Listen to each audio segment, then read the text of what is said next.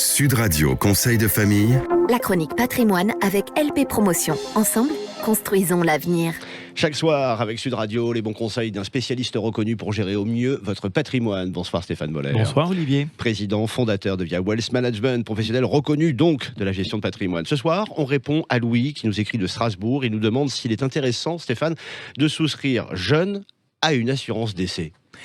Nous avions déjà fait une chronique au sein de laquelle nous avions décrit les deux grandes familles de contrats d'assurance décès.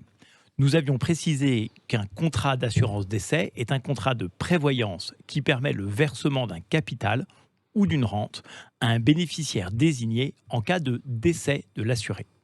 Et que ce contrat pouvait être soit à durée déterminée, que l'on appelle temporaire d'essai, ou indéterminé, que l'on appelle vie entière. Ouais, vous l'évoquiez, nous avions aussi rappelé, je m'en souviens, que la temporaire d'essai est par exemple l'assurance utilisée, associée à un crédit immobilier. Cette assurance qui garantit un capital pour une période maximale et définie à l'avance. Nous avions rappelé également que les cotisations se font à fonds perdu, Stéphane. Exactement. Ouais. Et en revanche, le contrat de prévoyance vie entière n'est pas borné dans le temps et bénéficie d'une valeur de rachat d'une partie des fonds versés.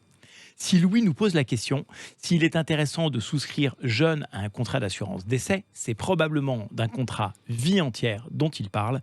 Et dans ce cas-là, à cette question, la réponse est oui. On va prendre le temps d'expliquer pourquoi, au juste. Il y a deux raisons essentielles. En cas de décès prématuré, c'est-à-dire jeune, femmes et enfants peuvent se retrouver dans une situation dramatique. En effet, en cas de décès prématuré, il est rare de leur laisser suffisamment de patrimoine pour subvenir à leurs besoins. Un contrat d'assurance décès est alors une excellente formule pour compléter ce qui leur reviendra. Et la seconde raison, Stéphane ? La seconde raison est une question de tarif. Imaginons que Louis ait 30 ans et qu'il souhaite souscrire à une assurance décès à hauteur de 100 000 euros.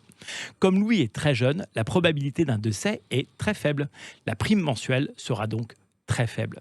Et comme Louis a commencé à cotiser tôt, sa prime restera proportionnellement plus faible tout au long de sa vie.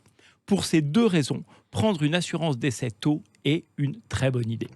Plus tard, si Louis juge que son patrimoine est suffisant et pour que ses ayants droit puissent maintenir un niveau de vie décent après son décès, il pourra stopper les versements et probablement récupérer une fraction du capital versé. Voilà qui est déjà très complet, Stéphane. Ceci dit, hors antenne, vous évoquiez même une troisième raison, on a encore un peu le temps. Oui, au cas où une maladie grave surviendrait et qu'il devienne impossible de s'assurer, notamment pour prendre un crédit, dans ce cas, et sous certaines conditions, cette assurance temporaire d'essai à laquelle Louis aura souscrit pourra être donnée en garantie à la banque qui me consentira alors mon crédit. Pas toujours facile à réaliser, mais tout à fait faisable. Bon